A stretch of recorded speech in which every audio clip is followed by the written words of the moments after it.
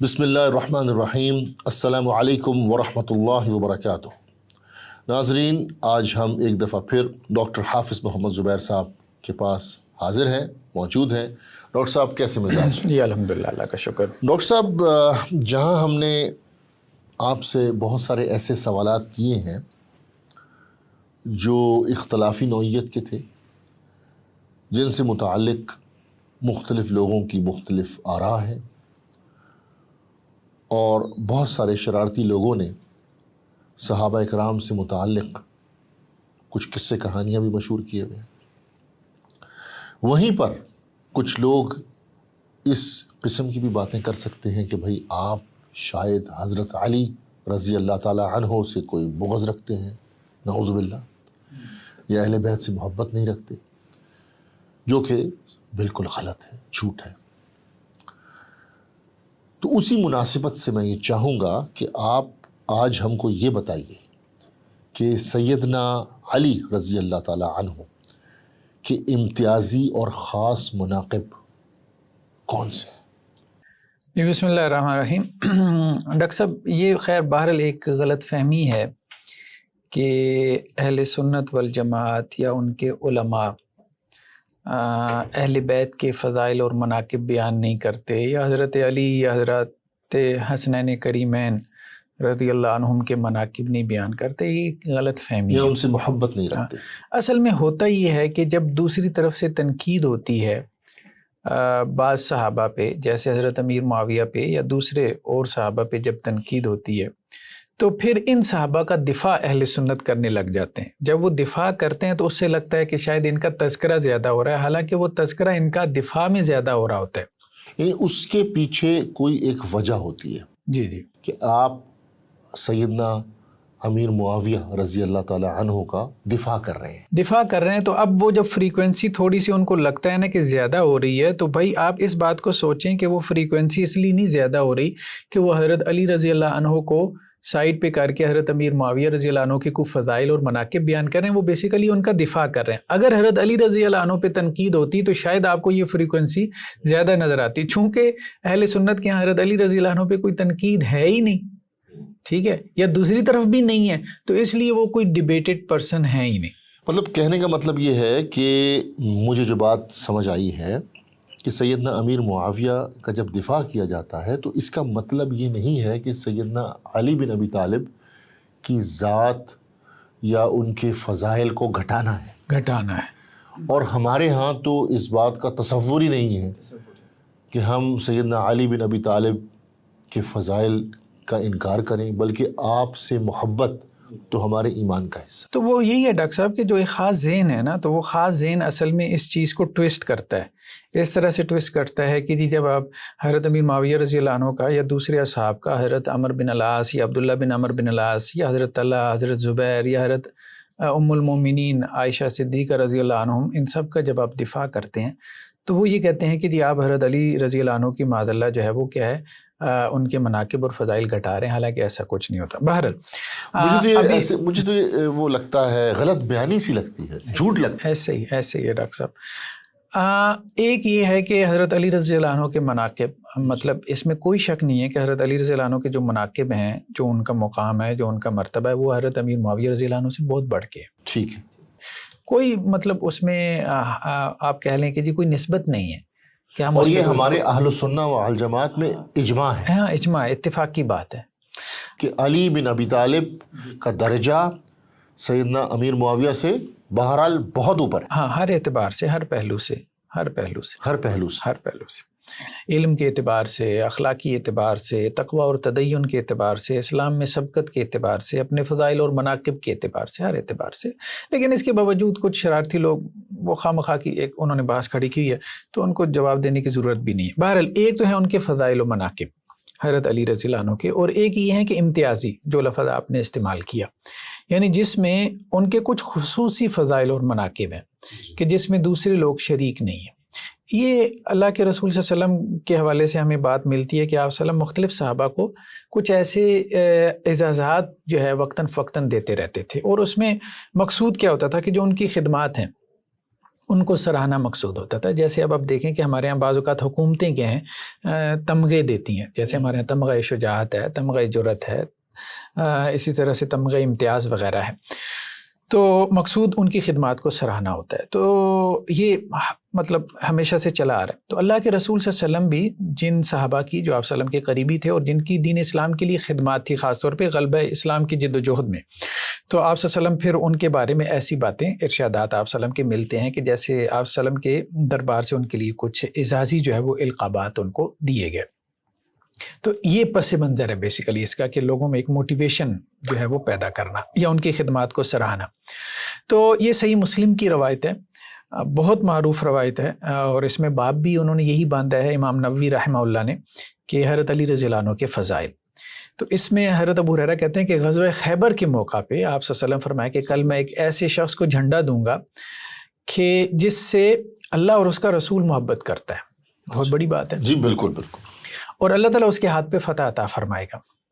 تو حضرت عمر یہ کہتے ہیں کہ اس دن کے علاوہ میں نے کبھی امارت کی خواہش نہیں کی، یعنی امیر بننے کی.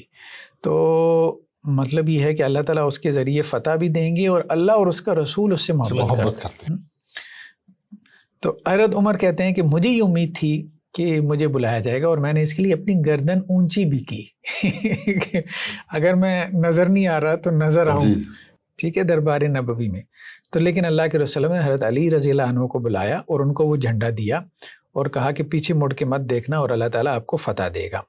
تو حضرت علی رضی اللہ عنہ جو ہے وہ پھر آگے گئے ہیں اور اللہ تعالیٰ نے ان کے ذریعے سے جو ہے وہ فتح دی مسلمانوں. تو یہ ایک روایت ہمیں ملتی ہے، ٹھیک ہے. اب اس میں صحیح بخاری میں جو روایت ہے نا، اس میں الفاظ یہ ہیں کہ ساری رات لوگ جو ہے وہ اس امر میں غور کرتے رہے کہ جھنڈا کس کو دیا جائے گا. یعنی یہ اتنی بڑی بات تھی. جب صبح ہوئی تو لوگ اللہ کے رسول کی خدمت میں حاضر ہوئے. تو ہر ایک کو امید تھی کہ آپ صلی اللہ علیہ وسلم ان کو جھنڈا دیں گے، لیکن وہ جھنڈا حضرت علی رضی اللہ عنہ جو ہے ان کو دی. اور پھر اس میں یہ بھی ہے کہ حضرت علی رضی اللہ عنہ کی جو ہے وہ آنکھیں کچھ ان میں بیماری آ گئی تھی. تو آپ صلی اللہ علیہ وسلم نے جو ہے وہ اپنے لعاب دہن سے جو ہے وہ آپ نے ان کو لگایا تو وہ ان کو شفا یاب ہو گیا.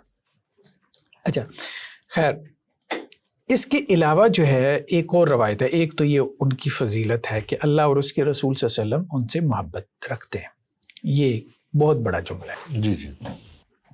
دوسری ہمارے سامنے جو ہے وہ سنن ترمذی کی روایت ہے کہ 3724 کہ اللہ کے رسول صلی اللہ علیہ وسلم نے حضرت علی رضی اللہ عنہ سے فرمایا تھا، جب ایک غزوہ میں آپ صلی اللہ علیہ وسلم جا رہے تھے تو پیچھے مدینہ میں حضرت علی رضی اللہ عنہ کو اپنا جانشین بنایا. تو حضرت علی نے اس چیز کو پسند نہیں کیا کہ آپ مجھے عورتوں اور بچوں کے ساتھ چھوڑیں، یعنی میں تو جنگ میں غزوہ تبوک تھا. تو حدیث میں نہیں ہے لیکن بعض دوسرے دوسرے. تو حضرت علی رضی اللہ عنہ نے اس پہ یہ بات کہی کہ عورتوں اور بچوں کے ساتھ رہنا جو ہے مجھے اچھا نہیں لگ رہا، میں آپ کے ساتھ نکلوں. تو اس پہ آپ صلی اللہ علیہ وسلم فرمایا کیا تمہیں پسند نہیں کہ تم میرے لیے اسی طرح ہو جس طرح ہارون موسیٰ کے لیے تھے. تو ہارون جو حضرت موسیٰ علیہ السلام کے کیا تھے، بھائی بھی تھے اور نبی بھی تھے. لیکن یہاں پہ پھر آپ صلی اللہ علیہ وسلم نے ساتھ ہی فرما دیا یہ جملہ، لیکن فرق صرف اتنا ہے کہ میرے بعد نبوت نہیں ہے. یعنی آپ ہارون جیسے موسیٰ کے بھائی تھے اسی طرح آپ میرے بھائی ہیں. جیسے ہارون جو ہے موسیٰ علیہ السلام کے لیے جو ہے وہ سپورٹیو تھے، اس طرح آپ میرے لیے سپورٹیو ہیں، یعنی دین اسلام میں اس کی جد و جہد میں. یعنی گھر سے مجھے جو ہے وہ اتنی سپورٹ ملی ہے، لیکن یہ ہے کہ میرے بعد کوئی نبوت نہیں ہے، یعنی آپ نبی نہیں ہیں. تو یہ اللہ کے رسول صلی اللہ علیہ وسلم نے جو ایک نسبت دی ہے حضرت ہارون علیہ السلام اور موسیٰ کی، وہ حضرت علی کو. تو یہ ایسی فضیلت ہے جس میں آپ کے ساتھ جو ہے وہ کوئی شریک نہیں. ایک اور جو حضرت علی رضی اللہ عنہ کی فضیلت ہے وہ جو ہم نے غدیر خم کا خطبہ تھا اس کے حوالے سے دیکھی تھی کہ آپ صلی اللہ علیہ وسلم نے فرمایا تھا کہ جس کا میں دوست ہوں علی بھی اس کے دوست ہیں، یا جس کا میں محبوب ہوں اسے چاہیے کہ وہ علی کو بھی محبوب بنائے. من کنت مولا فعلی مولا، یا جو مجھ سے محبت رکھتا ہے اسے چاہیے کہ وہ علی رضی اللہ عنہ سے بھی محبت رکھے. تو یہ جملہ تو آپ صلی اللہ علیہ وسلم نے حضرت علی کے لیے ہی فرمایا. اس اعتبار سے یہ بھی ایک امتیازی خصوصیت ہے. لیکن ایک دوسرے پہلو سے یہ خصوصیت دوسرے صحابہ بھی ملتی ہے، یعنی محبوب ہونے کے اعتبار سے. یعنی یہ جو لقب ہے کہ فلاں میرا محبوب ہے، ٹھیک ہے، اس میں اور بھی لوگ حضرت علی رضی اللہ عنہ کے ساتھ شریک ہیں. جی، مولا کا لفظ اور بھی صحابہ کے لیے اور بھی استعمال صحابہ ہوا کے لیے آپ وسلم نے اس قسم کی جو ہے وہ اعزازات دیے ہیں.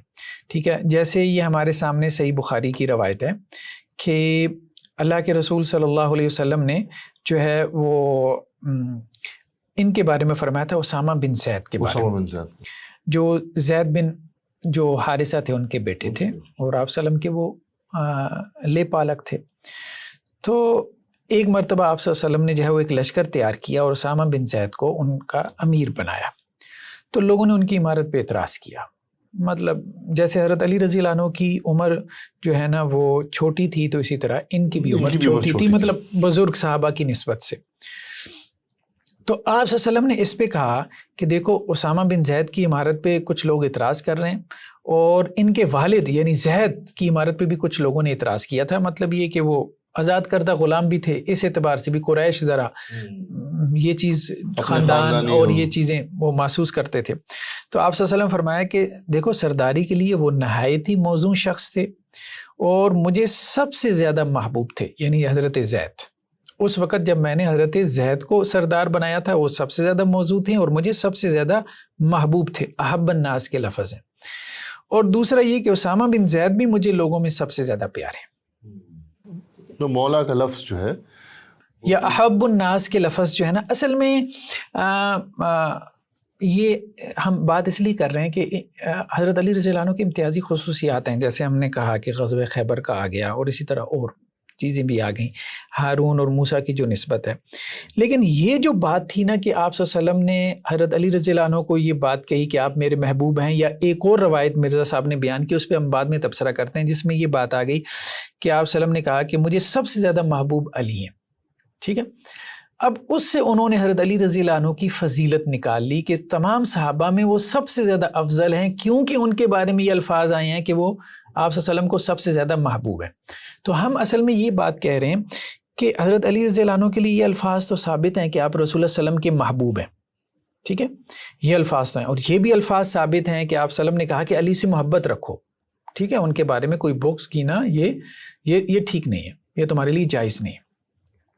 لیکن احب الناس کے جو الفاظ ہیں سب سے زیادہ محبوب، تو وہ ایک تو ہم نے کہا کہ صحیح بخاری کی روایت میں آئے ہیں حضرت زید کے لیے کہ آپ صلی اللہ علیہ وسلم فرمایا لوگوں میں سب سے زیادہ محبوب مجھے زید تھے. پھر دوسرا جو ہے وہ آپ صلی اللہ علیہ وسلم نے فرمایا کہ زید کے بعد لوگوں میں سب سے زیادہ محبوب مجھے اسامہ تھے. تو احب الناس کے لفظ جو ہے وہ حضرت علی کے لیے نہیں آئے. اس لیے احب الناس کے لفظ سے جو مطلق فضیلت ثابت کرتے ہیں حضرت علی کے حضرات شیخین پہ بھی، حضرت ابوبکر حضرت عمر رضی اللہ عنہما پہ بھی، تو وہ درست نہیں ہے. اور پھر احب الناس کے الفاظ سے اگر یہ آ بھی جائیں تو فضیلت ثابت نہیں ہوتی. کیونکہ حضرت زید کے لیے یہ الفاظ ہیں، حضرت اسامہ کے لیے ہیں، لیکن دونوں کا درجہ جو ہے وہ چاروں خلفاء سے کم تر ہے. چاروں خلفاء سے کم تر ہے دونوں کا درجہ. اب اسی طرح دیکھیں ایک اور حدیث ہے سنن ترمذی کی، یہ صحیح حدیث ہے، علامہ البانی نے کہی کہ آپ صلی اللہ علیہ وسلم سے پوچھا گیا کہ آپ کو لوگوں میں سب سے زیادہ محبوب کون ہے؟ احب الناس، سپرلیٹو ڈگری. تو اللہ کے وسلم فرمایا عائشہ ام المومنین کا نام لیا. کسی وقت کوئی اور کسی وقت کوئی کہہ دیا. اس کو کس طرح ایکسپلین کریں گے؟ مطلب یہ ہے کہ مختلف لوگوں کے ساتھ آپ نے تعلق کا اظہار کیا ہے، تعلق کا اظہار کیا. یہ ڈیپینڈ کرتا ہے اس وقت آپ کس ناحیے میں اس میں کوئی قانونی بحث چھیڑنا وہ درست نہیں ہوگا. اب دیکھیں نا، پھر اس بندے نے سوال کیا کہ اچھا یہ تو خواتین کا معاملہ ہو گیا، تو وہ تو آپ کی بیوی ہیں، مردوں میں آپ کو کون سب سے زیادہ محبوب ہے؟ تو آپ صلی اللہ علیہ وسلم فرمایا عائشہ کے والد یعنی حضرت ابوبکر. ٹھیک ہے، تو اسی طرح ایک اور روایت ہے، یہ جو مرزا صاحب یہ جنرلی کہا ہے رسول اللہ صلی اللہ علیہ وسلم نے، اس کو آپ کا کہنے کا مطلب ہے کہ اس کو اسپیسیفک کرنا صحیح نہیں ہے، کیونکہ بہت سے لوگوں کے بارے میں آپ صلی اللہ علیہ وسلم کا یہ فرمان ہمیں مل جاتا ہے کہ وہ مجھے سب سے زیادہ پسند ہے. یہ ایک عمومی سی بات ہے، ایک عمومی. تو بہت سارے لوگوں کے متعلق نبی صلی اللہ علیہ وسلم نے کیوں کہا پھر؟ دیکھیں نا، اصل بات یہ ہے کہ محبت کا اظہار میں مبالغہ مقصود ہوتا ہے، کوئی قانونی بحث مقصود نہیں ہوتی کہ بھائی یہ لائن لگا لو اور سب سے زیادہ جو ہے نا وہ مجھے یہ پسند ہے. جیسے آپ اپنی اولاد میں سے بعض اوقات ایک کو کہہ دیتے ہیں مجھے تو سب سے زیادہ اس سے محبت ہے، اور بعض اوقات دوسرے سے کہہ دیتے ہیں مجھے سب سے زیادہ اس سے محبت ہے. تعلق کا ایک اظہار ہوتا ہے, اس کا مطلب یہ نہیں ہوتا کہ آپ کوئی جو ہے نا وہ ہیرارکی قائم کر رہے ہیں کہ اس سے تو مجھے سب سے زیادہ محبت ہے, پھر اس سے ہے, پھر اس سے ہے. یہ ایک اظہار کا طریقہ ہے, اظہار کا ایک طریقہ ہوتا ہے. تو آپ کا کہنے کا مطلب یہ ہے کہ جب رسول اللہ صلی اللہ علیہ وسلم نے یہ کہا کہ لوگوں میں سب سے زیادہ مجھے محبوب فلانا فلانا ہے, تو اس قسم کا اظہار نبی صلی اللہ علیہ وسلم نے ایک سے زیادہ اشخاص کے لیے کیا ہے, تو اس کو صرف حضرت علی کے لیے خاص کر دینا یہ کوئی درست نہیں ہوگا, درست طریقہ نہیں ہوگا. دیکھیں نا وہ جو روایت ہے نا سنن کیونکہ ترمذی جب کی, ہم تمام احادیث کو جمع کرتے ہیں تو ہمیں یہ پتہ چلتا ہے. وہ سنن ترمذی کی روایت ہے بیسیکلی 3721 جو مرزا صاحب نے بیان کی ہے, اور اس کی بنیاد پہ انہوں نے حضرت علی کی مطلق فضیلت ثابت کرنا چاہیے تمام صحابہ کے اوپر. وہ روایت کیا ہے کہ حضرت انس بن مالک کہتے ہیں کہ نبی کریم صلی اللہ علیہ وسلم کے پاس ایک پرندہ تھا, تو آپ نے دعا فرمائی کہ اے اللہ میرے پاس ایک ایسے شخص کو لیا جو تیری مخلوق میں مجھے سب سے زیادہ محبوب, تاکہ وہ میرے ساتھ اس پرندے کا گوشت کھائے. تو علی آئے اور انہوں نے آپ کے ساتھ کھانا کھایا رضی اللہ. ٹھیک ہے, اب یہ ایک واقعاتی انداز ہے, لیکن وہاں پہ تو کیا ہے, قول موجود ہے حضرت زید کے بارے میں, حضرت اسامہ کے بارے میں, حضرت عائشہ کے بارے میں, حضرت ابو بکر رضی اللہ عنہ کے بارے میں. ناس آگے تو ناس کوئی بھی ہو سکتا ہے. یہاں پہ تو ایک انداز ہے کہ آپ صلی اللہ علیہ وسلم نے فرمایا. اب یہ روایت بھی ضعیف ہے. اچھا, ہاں, علامہ البانی نے اس کو ضعیف کہا ہے. کیونکہ اس کی سند میں سفیان بن وکی جو ساکت الحدیث ہیں, ٹھیک ہے, اور اسماعیل بن عبد الرحمن السدی الکبیر ہیں, وہ بھی وہم کا بھی شکار تھے اور تشیع کی طرف بھی مائل تھے. ٹھیک ہے, تو محدثین کا قاعدہ یہی ہے کہ اگر کوئی راوی اہل تشیع میں سے ہو تو اگر وہ اپنی شیعت کی طرف دائی ہو یا پھر اس کی روایت سے اس کے عقیدے کو سپورٹ مل رہی ہو, ٹھیک ہے, جیسے اس روایت سے عقیدے کو سپورٹ ملتی ہے کہ حضرت علی رضی اللہ عنہ جو ہے وہ مطلقاً افضل ہیں تمام صحابہ سے, تو پھر اہل تشیع کے راوی کی ایسی روایت قابل قبول نہیں ہوگی. اس کے علاوہ جو ہوگی وہ قبول کر لیتے ہیں جبکہ وہ ثقہ راوی ہو. لیکن کون سے اہل تشیع کہ اگر آپ نے یہ کہہ دیا ہے تو آپ بتا دیجیے. ہاں, مطلب شروع میں شیعت جو ہے نا بیسیکلی ایک رجحان تھا, ایک میلان تھا, ایک پولیٹیکل انکلینیشن کا نام تھا. ہاں, یعنی ایسے لوگ جو عقیدے کے اندر اہل سنہ والجماعت والا ہی تھا, لیکن بس فوقیت دیتے تھے حضرت علی کو حضرت عثمان کے اوپر, ان کی خلافت کو مانتے تھے, یہ بھی تھے, یا پھر حضرت ابو بکر کے اوپر فوقیت دیتے تھے. دیکھیں نا فضیلت کے اعتبار سے, خلافت کے اعتبار سے نہیں, ان کو شیعہ کہا گیا نا. یعنی شروع میں ایسے لوگ بھی تھے. تو کہنے کا مقصد یہ ہے اور کہ محدثین نے ان کی احادیث, خلاصہ کلام یہی ہے کہ یہ روایت جو ہے نا یہ ضعیف ہے. پہلی بات تو یہ کہ ثابت نہیں. اگر ثابت ہو بھی جائے تو بہت سے لوگوں کے بارے میں آپ صلی اللہ علیہ وسلم نے ایسے الفاظ بیان فرمائے ہیں, اس لیے ان سے مطلقاً فضیلت ثابت نہیں ہوتی. باقی ہم یہ کہتے ہیں کہ حضرت علی رضی اللہ عنہ کی فضیلت میں جو صحیح روایات ہیں وہ آپ بیان کریں, ممبروں پہ بھی بیان کریں, کتابوں میں بھی بیان کریں, لیکن جب آپ ضعیف روایات لے کے آئیں گے نا تو پھر آپ خواہ مخواہ کا ایک میدان جو ہے نا وہ کھول دیں گے کہ جی حضرت علی جو ہے نا وہ سب سے افضل ہے. وہ میدان کھولنے کی ضرورت نہیں ہے, اور وہ بھی ضعیف روایتوں کی بنیاد پہ. اس سے کیا ہے, پھر وہ اگلا بھی پھر روایات لے کے آئے گا, اور وہ جب روایات لے کے آئے گا تو وہ تو صحیح روایات ہوں گی کہ حضرت ابو بکر سب سے افضل ہے. پھر آپ کہیں گے کہ جی اب آپ کیا کر رہے ہیں, تو پھر وہ بات ٹھیک نہیں ہے. پھر آپ کو بھی محسوس ہوگا, پھر آپ کہیں گے کہ جی نہیں, ایک لڑائی کا ماحول بنتا ہے, ایک اختلاف کا ماحول بنتا ہے. اور آپ کا کہنے کا مطلب یہ ہے کہ جس کو اللہ تبارک و تعالیٰ نے جو درجہ دیا ہے, انسان اس کو اس درجے کا اقرار کرنا چاہیے, اس درجے کا اقرار کریں, اور خواہ مخواہ مبالغے کا شکار نہ ہو. اس طرح ایک خام خواہ کا انتشار پھیلتا ہے. جیسے آپ صلی اللہ علیہ وسلم نے فرمایا کہ دیکھو مجھے یونس ابن متہ پہ بھی ترجیح نہ دو. ویسے آپ صلی اللہ علیہ وسلم افضل ہیں تمام انبیاء سے, ٹھیک ہے, قرآن نے بھی کہا نا کہ بعض انبیاء کو ہم نے بعض پہ فضیلت دی, ٹھیک ہے, تو آپ صلی اللہ علیہ وسلم افضل ہیں. لیکن آپ صلی اللہ علیہ وسلم نے کیوں کہا کہ نہ دو؟ بھائی ظاہری بات ہے ان نبیوں کے جو فالورز ہیں ان کو محسوس ہوگا, ان کو محسوس ہوگا, اور یہ مقصود نہیں ہے ہمارا اس قسم کی مقابلہ بازی. تو انبیاء میں بھی مقابلہ بازی پسند نہیں ہے, چاہے جائے کہ ہم صحابہ میں کریں.